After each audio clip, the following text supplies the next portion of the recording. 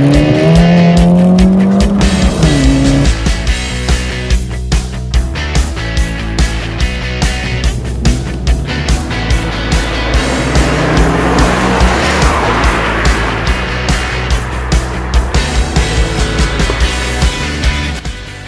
good hot hatch is not just about combining moving van practicality and rally car performance, but chiefly must have lots of personality and be an absolute blast to drive.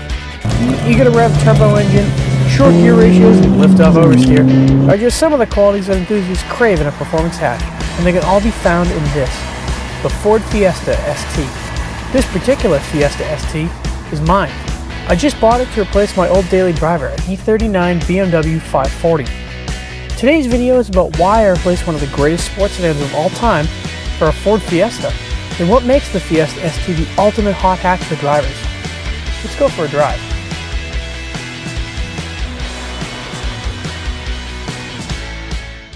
You may be wondering why I sold one of the greatest sports sedans of all time, and it is a valid question, to buy a Ford Fiesta ST.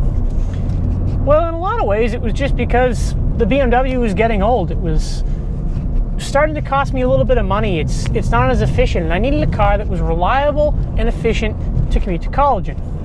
However, though, I am cursed with being a car enthusiast, which means my car has to be fun.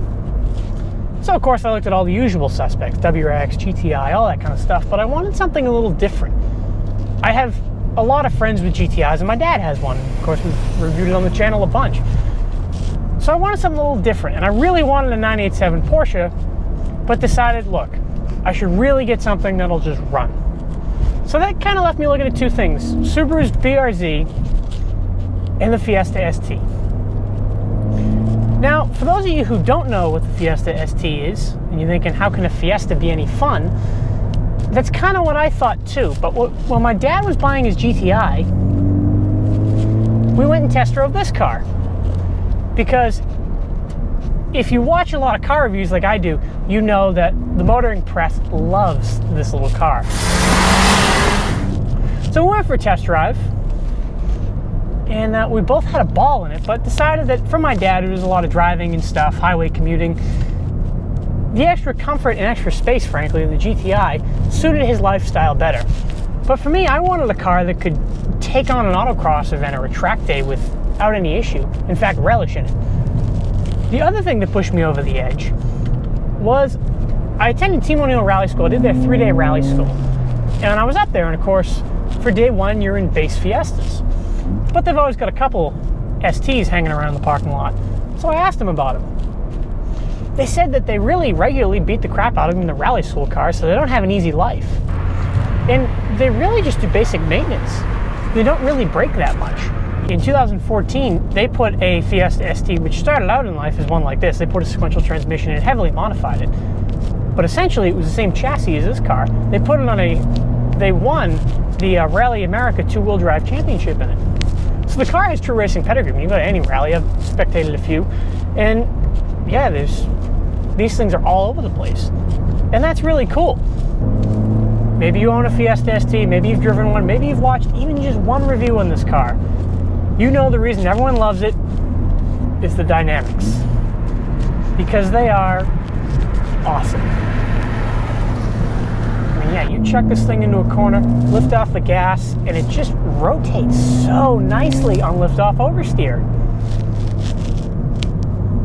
In addition to that, the steering is very, very quick, very tight rack. It doesn't have as much feedback as my old 5 Series did. Torque vectoring by braking does a nice job too. Heel toe placement is also satisfactory. Could be a little better. I might get a space air and improve it a little bit, but again, better than Volkswagen's GTI. Engine is good. I think I intend to give it a little bit of a mount tune treatment at some point. Probably get the MP215 package, just a little bit extra grunt. Don't overwhelm the front diff too much, but it really does make nice power. I mean, it feels a lot faster than it actually is, which obviously, as a car guy, yeah, you know, you want to drive a slow car fast. That's this car. The gear ratios are super short, which I love. I mean, you're constantly shifting this little car.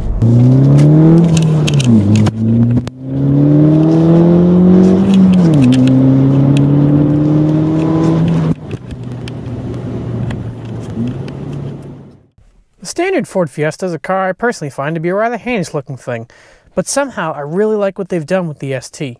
I never really cared for the styling of this car until I saw one in person. Photos and videos really don't do it justice. In person, the lower stance, 17-inch rims, side sills, and the front and rear bumpers really set it off and let you know that this thing can rip up a back road or an autocross course. I've added a few exterior upgrades, including the Rally Armor mud flaps to protect the paint and give it a rally look, and also the Yakima roof rack so I can haul around my mountain bike. I only get attention in this car from other enthusiasts, which I really like.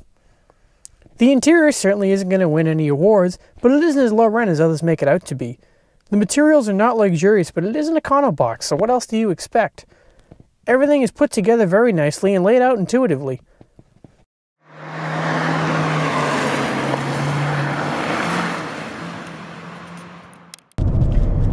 The BRZ is great, but the personality of this thing just really hammers it home for me.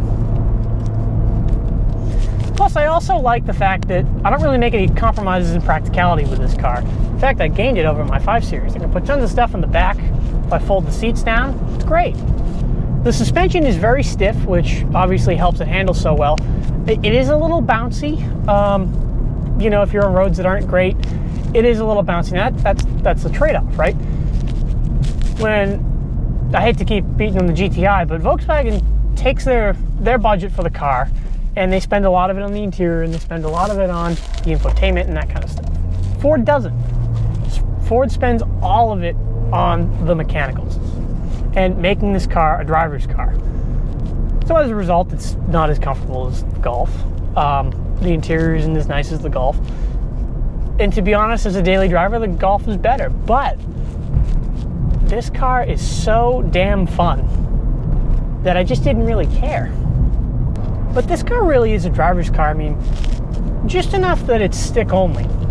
This car only comes in a manual transmission. How cool is that? Other cars I can think of that only come in a manual transmission: the BMW 1M, the Porsche 911R. Like, these are heavy hitters, and here it is in a Ford Fiesta. I really like that. Like, the only people who have these are people who like driving. They're enthusiasts.